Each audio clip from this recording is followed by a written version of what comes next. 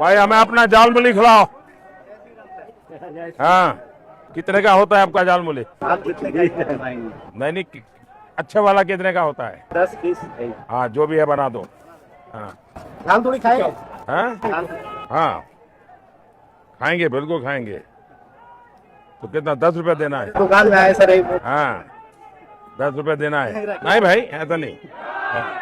हाँ प्याज खाते हैं आप? हाँ, आप प्याज खाते हैं, दिमाग नहीं खाते बस।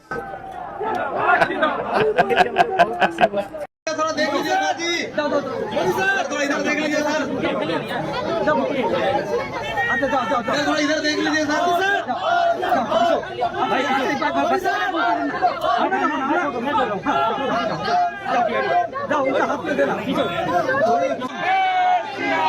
जय श्री राम, जय श्री राम, जय श्री राम, जय श्री राम।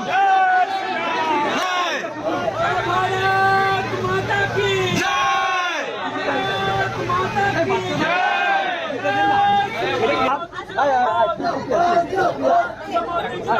जिंदाबाद।